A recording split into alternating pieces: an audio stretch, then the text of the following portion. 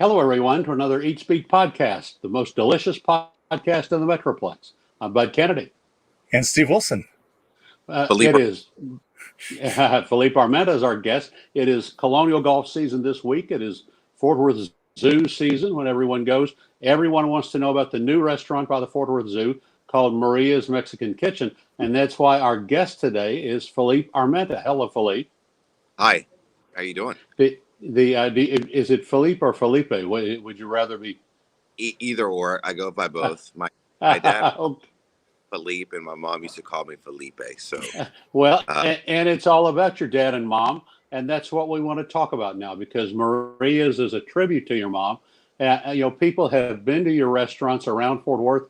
They went to the tavern first, and people said, "Gosh, they have great, steaks and short rib and just." The meats at the tavern are what people talked about first. Then you open Pacific Table, which has a great variety. You open Press Cafe, which has a great view and a great scenic spot and patio along the river. And now you've opened Maria's, which is really a little bit of your history. And so tell us exactly. A lot of people have been to the tavern and Pacific Table and don't know anything about Felipe Armenta. So tell us about the history and what Maria's Mexican Kitchen is all about. Yeah, absolutely. Well, my mom and dad, ever since, I've been born, have always had restaurants. We started off in Houston. I have a brother and a sister. And when, I was, I think, 4 years old, we had restaurants in Houston. And I just remember growing up literally in a kitchen. Like, I was asking questions like, hey, what should I be looking for in an avocado, or what should I look for in a tomato? And I really was kind of born into this business, and I've been really fortunate that both my mom and dad knew so much about food and restaurants and hospitality and whatnot. So I kind of had a really young start out basically on my career without me even knowing it. That's what I would do in the long run. So from there, my dad and my mom sold those restaurants that we had in Houston. We moved out to West Texas when I think I was 9 or 10. We had an aunt in San Angelo, and my mom and dad just said, "Hey, let's just start something different. It's easier to raise a family out in West Texas than it is in Houston." And we just packed up and left, and then that's when I turned 15, I remember my dad opened a restaurant in San Angelo, and we called it Armenta's Cafe. At that moment in time, my dad was working at a very popular restaurant there in town. It was called Crystal's Confectionery, and it was the best restaurant in town. My dad was in charge of the kitchen. My dad's found this location, and he basically said to me and my mom, "Hey, you guys run it while I go to work to make sure that we can pay for the bills for this new business." And that's kind of how it started. It was me and my mom side by side. And, she was very involved in recipe development. And my dad was more involved in how to execute the food. And then I was just there as help. So that, I remember just learning and working side by side with my mom. And, the restaurant started getting busier and busier to where my dad had to quit his job to come over and work with us. And I'd leave school at 3:15, 3:30, and I'd be in that kitchen at 4 o'clock and work from 4 to 10 every night. And that's basically how I started off, at 15, working at Armenta's Cafe. If you look at Armenta's Cafe right now on Yelp, Armenta's in San Angelo, you'll see 4.5 stars. You'll see it's one of the highest rated restaurants in San Angelo. So you've come from a restaurant in San Angelo with a great Tex-Mex legacy, but then you went to culinary training and on to work for great restaurant companies, and then you chose to come back to Fort Worth and open restaurants here. The other restaurants you've opened here have been more of a broad menu, broad appeal, but this restaurant is a real tribute to Maria. And talk about that. That's right. So my mom passed away two years ago, and it kind of happened all of a sudden. And I just felt like my whole life I said I was always going to open a restaurant, a Mexican restaurant, but I never did it just because it was kind of like I've been doing that my whole life kind of thing. Like I already knew the food and knew what I was going to do, but I didn't want to do it just then. And it was Mother's Day 2 years ago. My buddy of mine called me, and he's a landlord at Hofbräu, and he said, "Hey, Hofbrau's out. Do you want that location?" I was like, "Yeah, let's go look at it." So we jumped on my bike, and we rode bikes down there on the trails, and pulled up, and I saw it, and I was like, I fell in love with it that day, and I knew that day that I was going to do a Mexican restaurant, and I knew that I was going to call it Maria's on Mother's Day. And we should start talking about food a little bit. So tell Right. people what they find at Maria's. And first of all, Maria's is a very hot, new, busy restaurant. And so right now, if you're already online trying to go to Maria's, you need to go to Resy and book a reservation, resy.com, and book a reservation rather than just run over. Tell people what kind of food they'll find at Maria's and what's your food and what's Maria's food. Well, yeah, absolutely. So, you know, what we did, my dad actually came down and wanted him to be a part of the research and development that we did in the beginning of the restaurant before we opened. So he had a lot of insights and stuff and what direction we should go. But we have a variety of menu, everything from seafood to enchiladas and moles and tuna tostadas and really intricate salads and some really just unique presentations on some of the dishes that we do. I would say my mom's signature dishes on there are all the enchilada sauces, the moles, the rice, the salsa, our table salsa. That dish actually comes from San Angelo. We wanted to tie in some of those older recipes that we've had in San Angelo for 30 years, and I brought a lot of that stuff on. What I've done, I've kind of just changed the presentation and really just made it look a lot different, maybe a little more sophisticated than you would see out in San Angelo. And that's kind of what I've done. I've taken old tradition recipes and these like old recipes, and I've kind of revived them with different presentations and different ways of cooking things. So that's kind of how I did it. Steve, I know you have some photos of the decor. Let's talk about some of the decor, and we talked about maybe it looking a little bit like a San Miguel restaurant. Yeah, I when I was envisioning, my mom at Armentas would always have it very colorful, and I thought it was very important for me to put on some color throughout the restaurant that reminded me of my mom. So I added pinks and blues and whites and gold and yellow, and I wanted it to feel refreshing, and I wanted it to feel like it was a woman who we were building a restaurant for. So it's got a really lot of feminine accents in there, and I think I was going for a modern but a very classic look, and I think we did a really good job of tying in all those things together. I really looked at all the details in this place, everything from the restrooms to the bar to the floors to, the walls. I really try to make sure that every single detail was thought of and make sure that it was going to come out the way it did. And what are the most popular dishes so far, or dishes or drinks? What are the top sellers so far? And then what's something on the menu that you wish people would give a try? Everything's right now is starting to finally sell and move. I think, right now enchiladas seem to be the top sellers. All of them, the crab, the three colored enchiladas, the tacos al carbon, the red snappers are the top seller. I think, I would say that the steaks is what really people should really go in there. They're really just done very well. The sauces are really interesting. One of my favorite steaks on the menu is the Oaxaca stuffed filet with the pasilla sauce. It's just phenomenal. So it's a And cheese stuffed filet with a chili pasilla. yep, and it is just I mean, it's phenomenal. It's hard to explain the combination, but it just works. And And it's over charcoal or it's over it's over live pecan. So we grill everything on pecan. live pecan. Wow. And The you know the makeover of that restaurant has been really phenomenal. I should mention too, you're open for lunch and dinner every day, and brunch and dinner on weekends. Do you have your brunch menu in place yet?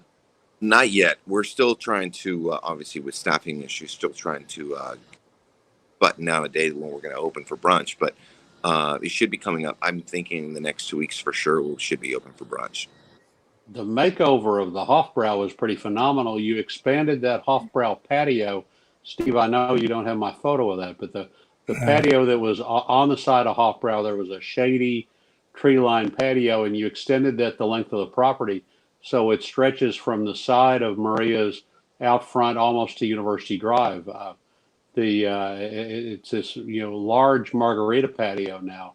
That's a great place where you can sit and sip a little anejo and watch the runners go by on the Trinity Trail or watch the people go by on University. I can't believe that's the Hofbrau in there. I mean, that doesn't look anything like I remember it. No, not at all. The other restaurants you have, Philippe, are I know you have some modification. You have a new restaurant opening. You have some remodeling coming up at another restaurant. So tell us about the Armenta restaurant empire. Well, yeah, we're opening at Town Grill in Alliance, right off Rain Lily Trail. It's the old, what was the name of the place? I wanted to say not Harrigan's, but it was a chain restaurant. Yeah, and they weren't there very long, and I felt like the location was great. I really like that area. I think there's a lot of growth going on up there, and I think there's nothing you can find out there that's not a chain. And I think people are kind of hungry to have a local chef-driven kind of restaurant there at their tips of their fingertips. So I foresee that being a really, really hot spot. We took the tavern menu and kind of did a spin off of the tavern menu, but added an oyster bar, raw bar, and basically combine that with a tavern menu. We feel like the tavern's it's more of an American grill, and it's got a wide variety of menu that I think go really well up there. So that's kind of what. Yeah, that's next to Mikosina on Rain Lily Trail in the Alliance Town Center. That's right. That's right. And then, so once that opens, you have some changes at one of your Fort Worth restaurants. Right. The Tavern Fort Worth on 2755 South Hewlin. We are, we've been there for 11 years now. It's been a great location. I consider it a local neighborhood restaurant. It's got a great following. I just think it's time to kind of give it some life and revitalize some of the interior and the kitchen. And I'm really looking forward to put all those pieces together to make it really special. It's been there for such a long time, and we're doing it to give back to the community, to say, hey, thank you for dining with us for the last 11 years, and we're just going to make it better. I remember when you opened there, and it was a burger place before, and I felt like, well, maybe if this is a success, they'll remodel it one day. And it's finally come around to time to do that, to give it that really great look it deserves. Yeah, absolutely. It definitely deserves it. And like I said, our clientele has been nothing but supportive and really loyal to us for so many years. And it's the right thing to do. And we're gonna give back to the community. Anything new at Pacific Table or Press Cafe? Yeah, Pacific Table. Obviously, we have 2 locations here in the Metroplex, here in Fort Worth on University, and then we have Las Colinas. Las Colinas. Those restaurants in Las Colinas have definitely seen a big drastic change now that the offices are back open. During this whole pandemic, those restaurants in Las Colinas were probably hurting the worst out of all our restaurants, because it's so based on offices and lunches, and they literally just came back within the last 6 weeks, and we've seen a big difference on just foot traffic period out there. And Press Cafe, we're looking to do a little barbecue truck outside. We're actually going through permitting right now. It's going to be where the old Campo was, on the right hand sides of the trees, towards the back lawn.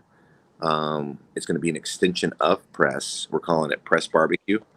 And one thing I wanted to do, I've never done barbecue before, but I've been doing a lot of research and development on it. I felt like most barbecue places, you leave and you're just like, oh my gosh, what did I just do? I need to go take a nap. So I wanted to take a different approach and make barbecue, but make it healthy and make it light. So I've been working on researching and kind of doing some really different things with barbecue and different menus and different menu items. And I think people are going to be pretty surprised when they come. Healthy, Steve and I are light smiling. We're barbecue. thinking, why would you want to do that? Well, the for me, for example, I've noticed, I tried to take my wife to go get barbecue, and she's like, "No, I really don't want that. I don't want to feel that way." And I just want it because I believe the art of barbecue is really, really special and unique. But I think if you can incorporate healthy ingredients to accommodate the meats, I think that's the way to go. Instead of us having a bunch of mac and cheese and fried potato skins and French fries and fried cheese balls and stuff like that, we're going to focus in on healthy quality ingredients like kale salad, grain bowls. We're doing a quinoa salad. We're doing an Italian pasta salad. And then you're going to be able to incorporate these flavors of barbecue with these specialty, healthier options.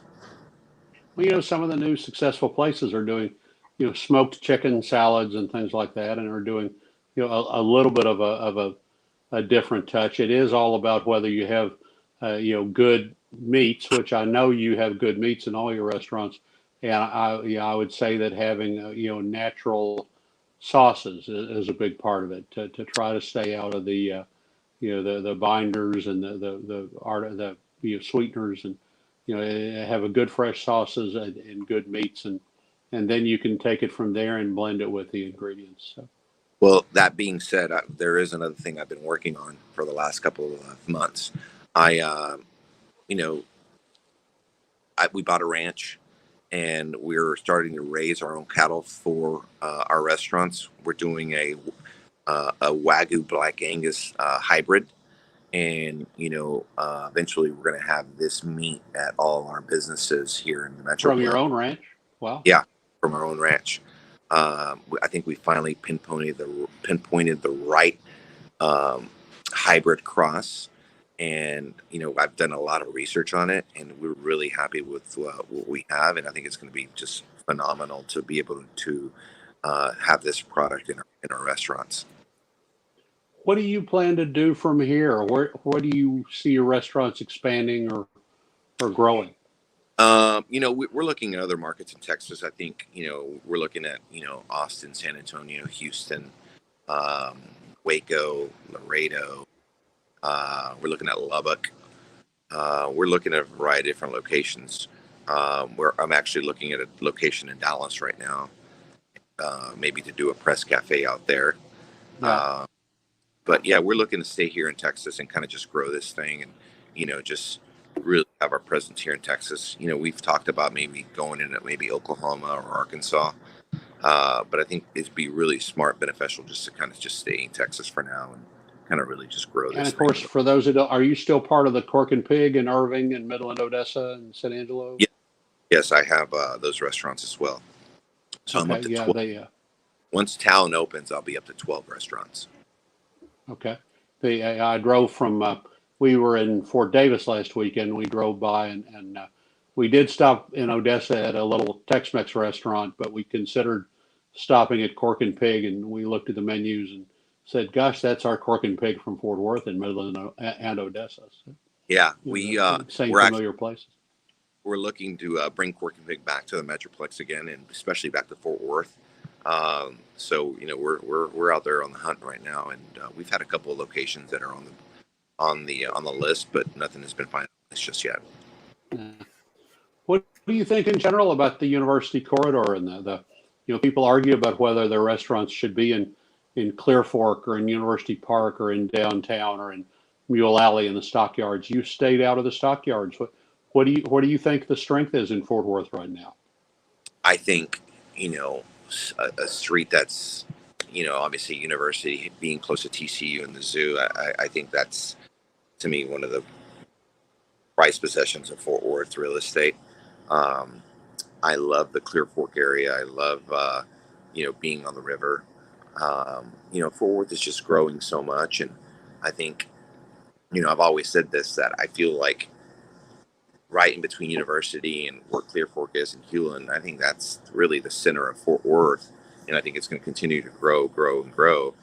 And, more and more people are moving here. I think I read a statistic the other day that in the next 10 years, the Metroplex will be where Dallas-Fort Worth will be the biggest city in Texas. And like 675 people have moved here in the last year, which 675,000 people have moved here in the last year. And these are astronomical numbers.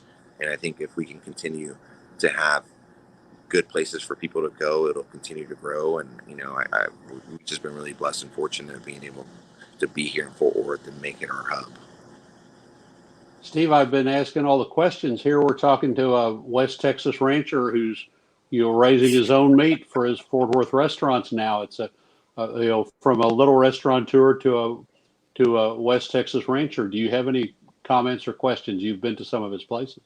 Oh yeah. Well, when we first started, he mentioned something about asking his parents how to pick a good avocado. How do you do that? It's actually be there on the right day. Uh-huh. Well, that part of it, but it's all about the feel. You really have to feel the avocado, make sure it's not too firm, not too soft, right in the middle. I actually look at the color of the avocado as well. When they start to really ripen, they turn really, really dark, almost a dark brown black color. And I just thought it was fascinating because I would see my dad or my mom, go to the grocery or accept the delivery of produce, and they'd grab one, they'd pull it out, they'd see it, they'd look at it, they'd smell it. And I thought it was so interesting that you could really know what the inside of it looked like by just feeling. And those are all things that I was taught at a very young age. And I think it just, when you have love and passion for food, you really start to dig into all these things. And I was really fortunate to be a part of it. Let's see. Do you feel like you compare yourself at all? We have, obviously, you've been hearing since you got here about how, Lanny Landcart II grew up in the Joe T's kitchen and opened his own gourmet Lanny's Alta Cocina, which was a little ahead of its time, I think, and now has Righteous Foods. But how do you feel about the perpetual comparison to Lanny Landcart and his history? I think it's great. I'm a really good friend with Lanny. I have nothing but respect for him, and I think they do a really, really good job. But it's different. I travel all through Mexico, and I was, part of my background too. When I was with Houston's Hillstone Restaurant Group, I lived in 14 cities in 10 years. I lived in San Francisco, I lived in Miami, I lived in Boston, Houston, and Scottsdale, Phoenix. I lived everywhere, and I got to really start to see the whole country as a whole and all its different cultures and different types of food. And I got to see so many different flavors. So I think that's what really sets me apart from just me talking specifically, is that I was able to travel at a really young age and kind of see all these different things, and I kind of just put it all together and kind of made my own thing, I tell people when I'm in Pacific Table. I tell people when I'm in Pacific Table that you lived on the Pacific and opened beaches and opened restaurants in Orange County. That your Pacific cred is good. So yeah, no, I did. Isn't that named after a railroad? No. Pacific Table. I wanted it to feel like you were in the Pacific Northwest. Mm-hmm. So you're thinking of Union Pacific, which is the road right by Pacific table. Uh, And I've always had a love for the West Coast cold water oysters. I've always had a love for just the seafood, and living in San Francisco, and being able to walk down to the ferry or the Embarcadero and have a cioppino or a sourdough. I just thought it was such a cool part of the world that I just love the food out there, and that's kind of how it came to be. Steve, it is a double. It is a double play because in the beginning, people made the identification that it's right by the Union Pacific Railroad turntable, the locomotive turntable, and so they made the connection that it's right by the Union Pacific turntable. But the identity is supposed to be more coastal seafood. oh yeah, no, I've Did I eaten get that there a right? bunch of times. It's definitely a seafood restaurant. Yeah. But Felipe, anything else? This is the point we usually would talk about other restaurants, but we're about out of time. Just when people are visiting, in the Mule Alley, go to Provenor Hall. Don't go to the new hotel yet. They're not ready. They're not staffed up. If you're driving down through Crockett Road, go by the Smokeaholics Barbecue in the food hall and try the craft barbecue there. Besides going to Heim and Railhead, go to Maria's and then try go up the hill to Enchiladas Olay too and try that. And there are a lot of great little places. And pretty soon TC will have their act together, and the food will be good at the Lot 12 rooftop bar at the new TC Hyatt. It's opened with a little bit of hiccup because of the staff problems, but they'll have the menu improved there and have that worked out. So those will be some other new places to try in Fort Worth this summer. Philippe, any other new places that you want people to try? Right now I've just been busy with what we have. I just need to get staffed Town up. Grill, right? That's right. I mean, Town Grill's the newest spot, and our barbecue spot here outside of Press is going to be really cool too, which should be open in the next 3 weeks. I'm looking forward to that. What's the name of that? Barbecue at Press.